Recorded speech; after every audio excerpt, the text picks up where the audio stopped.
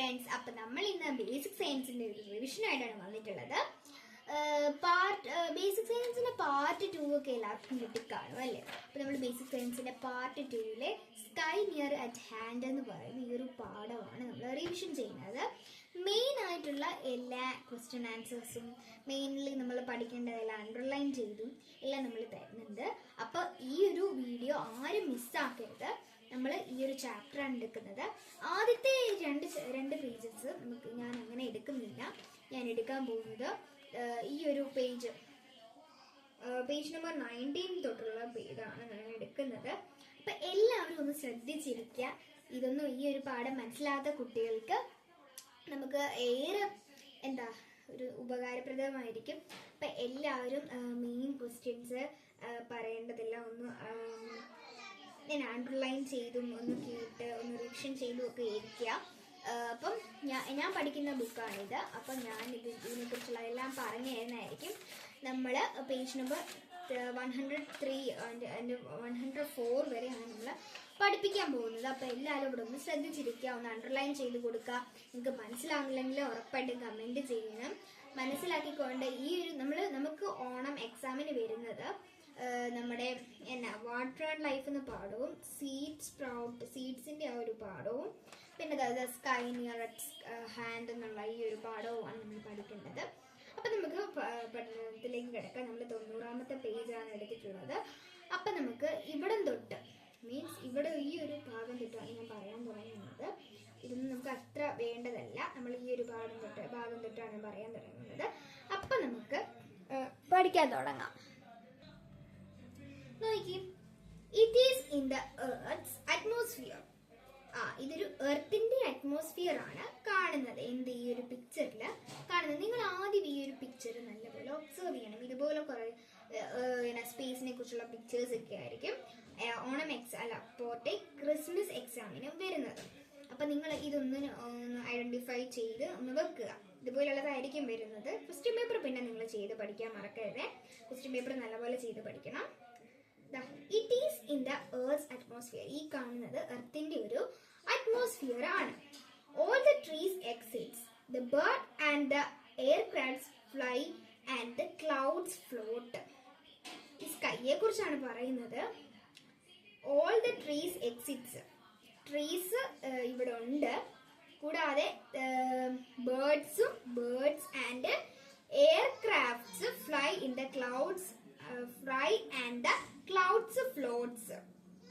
ഈ ആകാശത്ത് എന്തൊക്കെയുണ്ട്? കൂടാതെ ബേർഡ്സ് ഉണ്ട്, എയർക്രാഫ്റ്റ്സ് ഉണ്ട് ആൻഡ് ക്ലൗഡ്സ് ഉണ്ട്. ആ ഒരു പോർഷൻ, അതായത് ബേർഡ്സ്, എയർക്രാഫ്റ്റ്സ്, ക്ലൗഡ്സ്. നിങ്ങൾക്ക് വേണമെങ്കിൽ ഇതൊന്ന് അണ്ടർലൈൻ ചെയ്ത് വെക്കുക. ഇത് 3 നമുക്ക് ഇവിടെ കാണുന്നുണ്ട് അല്ലേ? 3 മീൻസ് ബേർഡ്സ് കാണുന്നുണ്ട്, എയർക്രാഫ്റ്റ്സ് കാണുന്നുണ്ട്. ബേർഡ്സ് ദാണ്ട ഈ ഒരു കാണുന്ന ഈ ഒരു പോർഷൻ. നമ്മുടെ എയർക്രാഫ്റ്റ് മീൻസ് നമ്മൾ പറയുന്നത് എയർപ്ലെയിൻ ആണ്. പിന്നെ ദേണ്ട ക്ലൗഡ് പറയുന്നുണ്ട്. ക്ലൗഡ് ആണ് ദാണ്ട ഈ കാണുന്ന ഇത്. അപ്പൊ നിങ്ങൾക്ക് ഇത്രയും പോർഷൻ മനസ്സിലായി കാണുമല്ലോ. നമുക്ക് അടുത്തത് നോക്കാം. ഇവിടെ നമുക്ക് ഇത് പറയുന്നതിന് മുമ്പ് ഇവിടെ വാട്ട് ഈസ് സ്പേസ് എന്നൊന്ന് കൊടുക്കുക. സ്പേസ് വാട്ട് ഈസ് സ്പേസ് എന്നൊന്ന് കൊടുത്തിട്ട് ബാക്കി നമുക്ക് വായിക്കാം. The space is the hard vacuum without air. Air ഇല്ലാത്ത ഒരു ഹാർഡ് വേഷ്യമാണ് സ്പേസ് എന്ന് പറയുന്നത്. സ്പേസിൽ ഇപ്പൊ തന്നെ നിങ്ങൾ ഒരു നോളജ് വെച്ച് ചിന്തിക്കുക. സ്പേസിൽ എയർ ഇല്ല. നമുക്കിത് ഒരു ഫിൽ ഇൻ ദ ബ്ലാങ്ക്സ് ആയിട്ട് വേണമെങ്കിലും ചോദിക്കാം. സ്പേസിൽ എയർ ഇല്ല. വിത്തൗട്ട് എയർ ഇല്ലാത്ത ഒരു ഹാർഡ് വേഷ്യമാണ് എന്ത് സ്പേസ് എന്ന് പറയുന്നത്. Outside the earth's atmosphere. എന്തിന്റെ പുറത്താണ്? എർത്തിന്റെ പുറത്താണ് ഈ വിത്തൗട്ട് എയർ സ്പേസ് ഉള്ളത് അല്ലേ? അടുത്തേക്ക് വ്യൂഡ് ഫ്രം ദ എർത്ത്. നിങ്ങൾ എർത്തൊക്കെ കണ്ടിട്ടില്ലേ? We feel that all celestial bodies are on the same plane. എല്ലാ celestial bodiesനെയും പ്ലെയിനിലുണ്ടോ? Is it really like that? Discuss നിങ്ങൾ ചെയ്യാനാണ് പറഞ്ഞിരിക്കുന്നത്. ഇതൊക്കെ നമ്മൾ സ്കൂളിൽ ചെയ്യേണ്ടതാണ്. ഞാനിപ്പോൾ പറഞ്ഞിരുന്നു പോയിട്ടുണ്ടെന്നേ ഉള്ളൂ. നമുക്ക് അടുത്ത പേജ് പഠിക്കാൻ തുടങ്ങാം.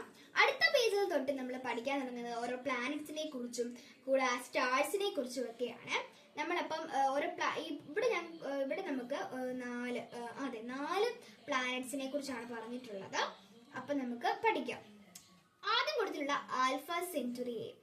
ആൽഫ സെന്റുറി എ എന്ന് പറയുന്ന ഒരു പ്ലാനറ്റ് ആണ് കൊടുത്തിട്ടുള്ളത്. അപ്പൊ നമുക്ക് അതിന്റെ സവിശേഷതകളൊക്കെ ഏതൊക്കെയാണ് ഒരു ഷോർട്ട് നോട്ട് ആയിട്ടാണ് കൊടുത്തിട്ടുള്ളത്. ഇത് ഏതൊക്കെയാണ് നമുക്ക് നോക്കാം. Large enough to accommodate 16 lakh earth. എർത്തിന്റെ എത്ര മടങ്ങുണ്ട് ആൽഫ സെന്റുറി എ? എർത്തിന്റെ 16 lakh ആണ് ഉള്ളത്. എർത്തിന്റെ 16 lakh enough to accommodate, large enough to accommodate. അടുത്തത് 14 lakh crore kilometers far from the earth. എർത്തിനെക്കാട്ടിലും 40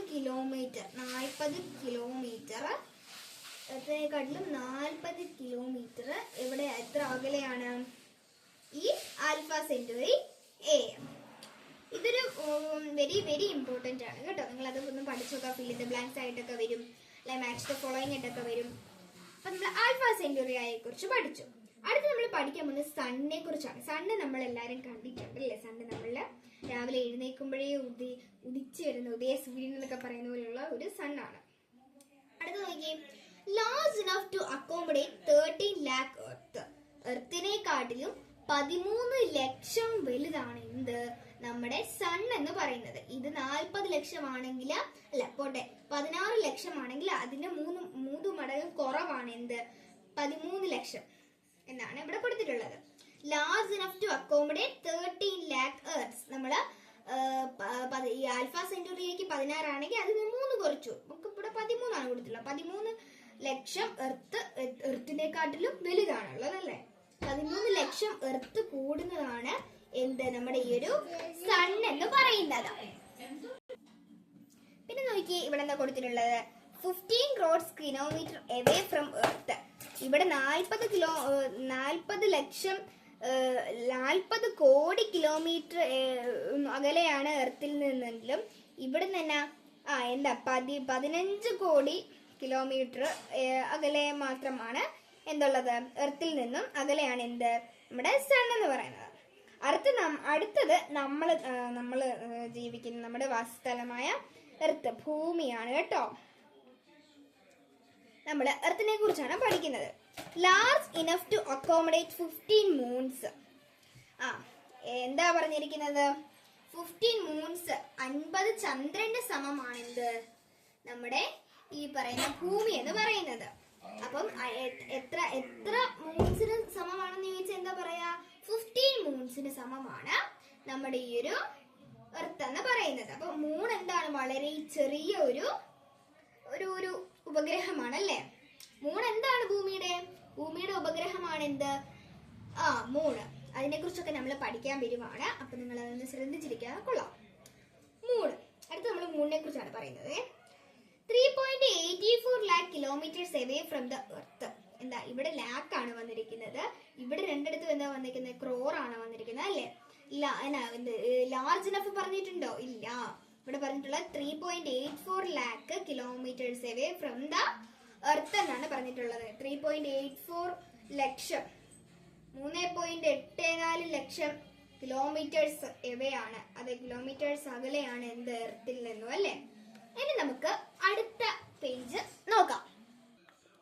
നോക്കി, അടുത്ത നമ്മള് പേജ് നമ്പർ 92 ആണ് പഠിക്കുന്നത്. ഇതിൽ ഫസ്റ്റ് ഇവിടെ ഒന്ന് അണ്ടർലൈൻ ചെയ്യണേ.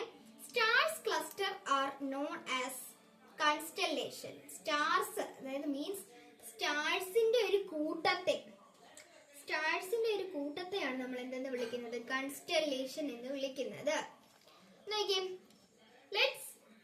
let us familiarize ourselves with some constellations. ഇനി എന്താ നമ്മൾ പഠിക്കാൻ പോകുന്നത്, കുറച്ച് കൺസ്റ്റലേഷൻസ്, 2 കൺസ്റ്റലേഷൻസിനെ കുറിച്ചാണ് നമ്മൾ പഠിക്കാൻ പോകുന്നത്. നോക്കിയേ, ദ ഹണ്ടർ എന്ന് വെച്ചാൽ എന്താ, വേട്ടക്കാരൻ എന്നാണ് ഹണ്ടറിന്റെ അർത്ഥം. ഒറിയോൺ, അതിന്റെ ബ്രാക്കറ്റിൽ കൊടുത്തിരിക്കുന്നുണ്ടോ, Orion. This is a constellation visible in the eastern horizon at dusk in December. December മാസത്തിലാണ് ഈ ഒരു കൺസ്റ്റലേഷൻ വിസിബിൾ ആയിട്ട് നമുക്ക് കാണാൻ പറ്റുന്നത്. Eastern Horizon at desk is December മാസത്തിലാണ് നമുക്ക് ഈ ഇത് ഒരു clearly visible in this eastern Horizon at desk is December എന്നാണ്. ഒരു എന്താ ഡിസംബർ മാസത്തിലാണ് നമുക്ക് ഈ കൺസ്റ്റലേഷൻ നന്നായിട്ട് കാണാൻ പറ്റുന്നത്. അപ്പൊ ഈ ഇത്രയും ഒരു പോയിന്റ് ആണ്, ഇവിടെ തൊട്ട് ഇവിടം വരെ ഒരു പോയിന്റ്. അടുത്തേക്ക് when the stars are connected we can imagine the shape of a hunter. അപ്പൊ ഇവിടം തൊട്ട് ഇവിടം വരെ ഒരു പോയിന്റ്. രണ്ടാമത്തെ പോയിന്റ് ആയി when the stars are connected we can imagine the shape of a hunter. We can imagine the shape of a hunter.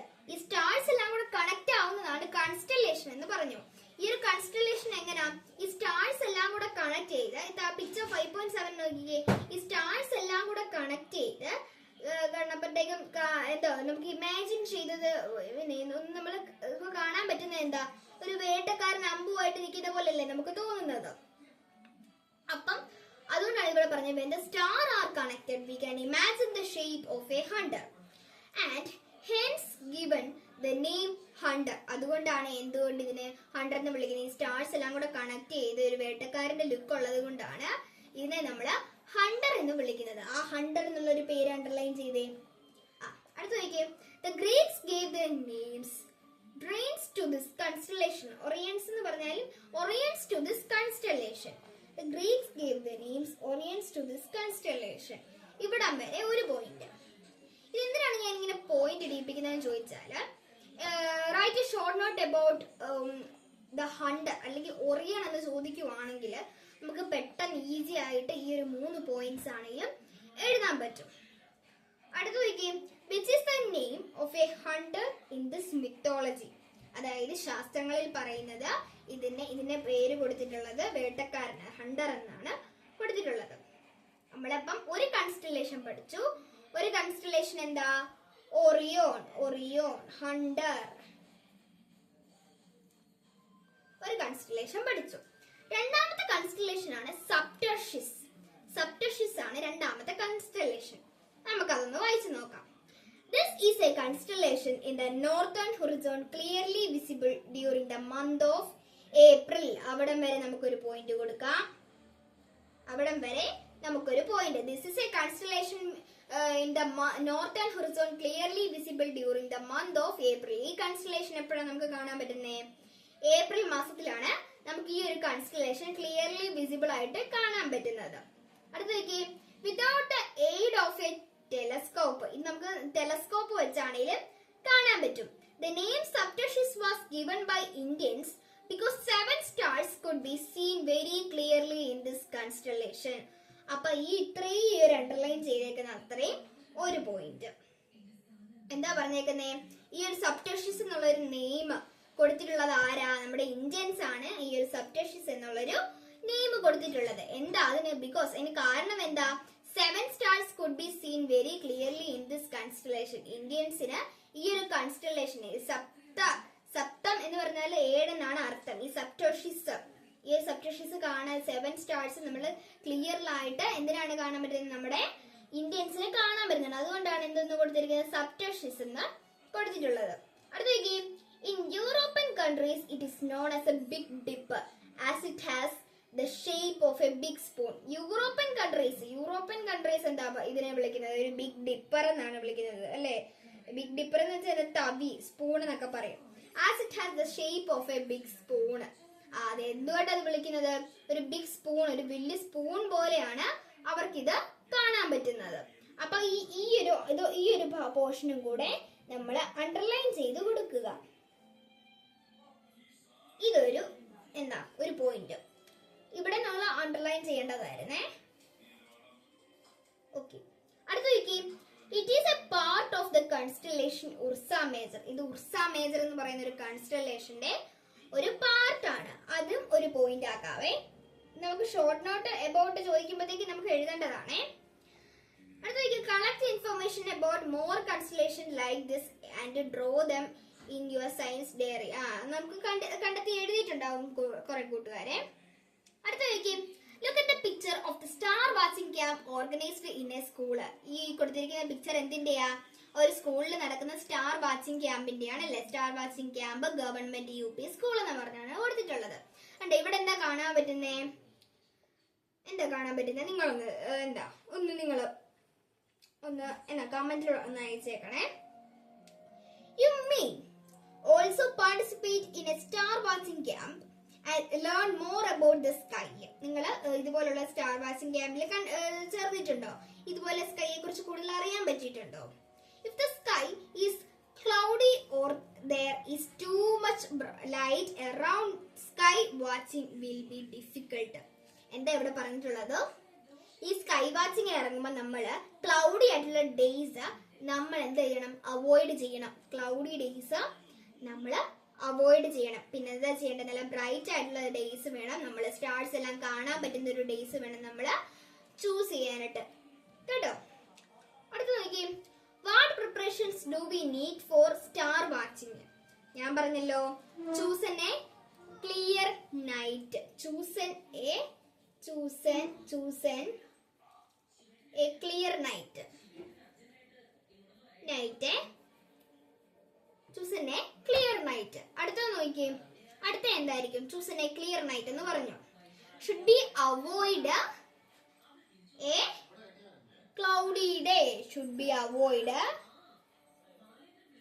Avoid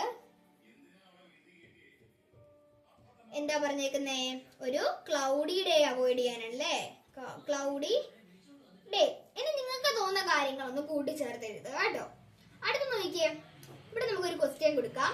name the softwares that help us in sky watching. Sky watching softwares ഏതൊക്കെയാണ്? Sky വാച്ചിങ്ങിലൂടെ നമുക്ക് കാണാൻ പറ്റുന്ന softwares ഏതൊക്കെയാണെന്നാണ് ചോദിച്ചിട്ടുള്ളത്. അതിന്റെ answers ആണ് എന്താ? K-Star and Stellarium. K-Star and Stellarium ആണ് അതിന്റെ ആൻസേഴ്സ്. അടുത്ത നോക്കിയേ, space station. We observe the star from the earth. നിങ്ങൾ എർത്തിൽ നിന്ന് സ്റ്റാർസിനെ ഒബ്സർവ് ചെയ്തിട്ടുണ്ടാവും. What if you observe and conduct experiments from the space itself? നിങ്ങൾ ഇതുപോലെ എന്താണ് ഇതുപോലെ സ്റ്റാർസിനെ കുറിച്ച് എക്സ്പെരിമെന്റ്സും കണ്ടക്ട്സും ഒക്കെ കണ്ടുപിടിക്കാൻ പറ്റുക? എവിടെ നിന്നാണ് നമുക്ക് കണ്ടുപിടിക്കാൻ പറ്റുക? അത് ചോദിച്ചിട്ടുള്ളത്. വാട്ട് ഈസ് സ്പേസ് സ്റ്റേഷൻ എന്ന് കൊടുത്തിട്ട് സ്പേസ് സ്റ്റേഷൻ എന്ന് കൊടുത്തിട്ട് a space station is a laboratory setup in the space. ഒരു ലബോറട്ടറി, അതായത് എന്താ എക്സ്പെരിമെന്റ്സ് ഒക്കെ നടക്കുന്ന ഒരു സ്ഥലത്തെയാണ് നമ്മൾ ലബോറട്ടറി എന്നൊക്കെ പറയുന്നത്. A space station is a laboratory setup in the space. സ്പേസിലെ ഒരു ലാബ് ആണ് എന്തെന്ന് പറയുന്നത്? നമ്മുടെ സ്പേസ് സ്റ്റേഷൻ എന്ന് പറയുന്നത്. നമുക്ക് അടുത്ത പേജ് എടുക്കാവേ. പിന്നെ നിങ്ങളോട് ഒരു കാര്യം പറയാം, നമ്മുടെ ഈ ഒരു വീഡിയോയിൽ മൊത്തം ഇത് പഠിപ്പിക്കുന്ന കാണത്തില്ല. അടുത്ത കുഞ്ഞു വീഡിയോസ് ആയിട്ട് കാണുന്നതായിരിക്കും. ഞാൻ ഈ 2 പേജസും കൂടെ കഴിഞ്ഞാൽ വീഡിയോ നിർത്തുന്നതായിരിക്കും. അടുത്ത വീഡിയോസിൽ ഈ 96, 97, 98, 99, 100, 101, 102, 103, 104 പേജസ് പഠിപ്പിക്കുന്നതായിരിക്കും. അപ്പോൾ എല്ലാവരും ഇത്രയും ഭാഗം ഒന്ന് നല്ലപോലെ റിവിഷൻ ചെയ്ത് നല്ലപോലെ വായിച്ച് പഠിക്കുക. പുസ്തകത്തിൽ തന്നെ ഉണ്ട് നമ്മുടെ എല്ലാ ക്വസ്റ്റ്യൻ ആൻസറും. അപ്പോൾ നമുക്ക് ഈ 2 ക്വസ്റ്റ്യൻസും കൂടെ നമുക്ക് നോക്കാം.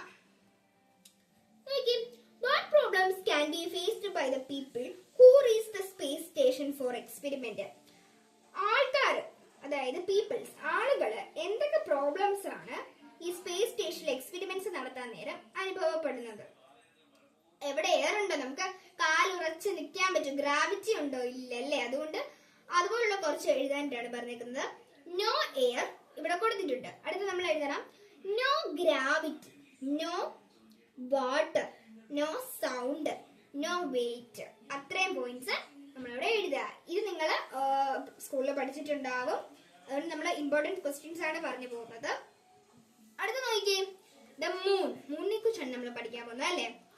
The moon is the biggest and the largest body in the sky at night.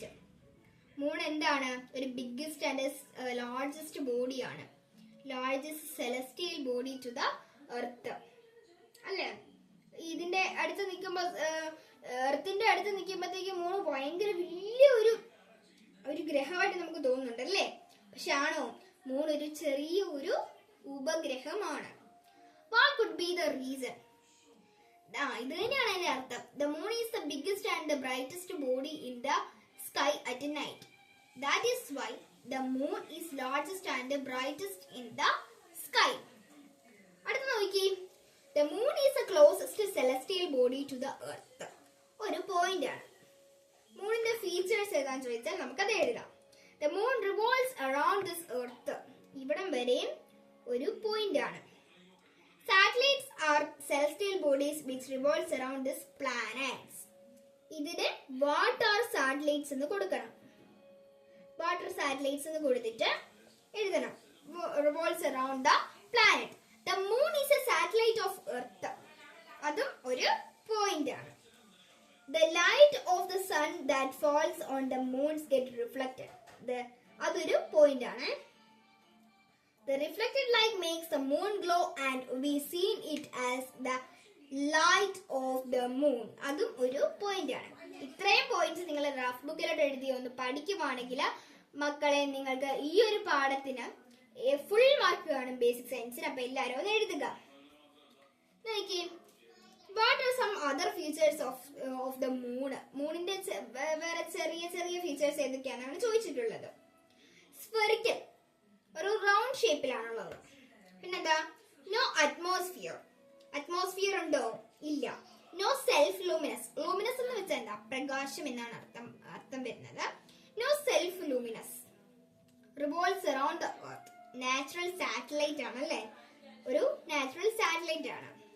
Rotate itself. അതൊരു സ്വന്തമായിട്ട് അത് കറങ്ങുന്നുമുണ്ട്. അത് റിവോൾവ്സ് അറൗണ്ട് ദിസ് എർത്ത്. എർത്തിന് ചുറ്റും കറങ്ങുന്നുണ്ട്, സ്വന്തമായിട്ടും കറങ്ങുന്നുണ്ട്, എർത്തിന് ചുറ്റും കറങ്ങുന്നുണ്ട്. റിവോൾവും റൊട്ടേഷനും ചെയ്യുന്നുണ്ട് അല്ലേ? അടുത്ത ചോദിക്കാം, what all luminous object are there in the sky? അതാണ് stars. Stars.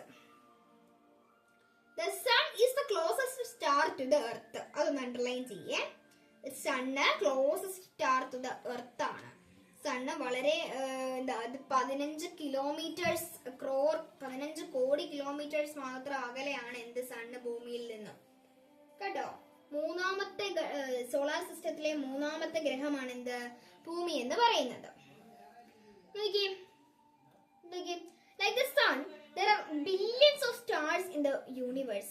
Many stars have been planets and their satellites.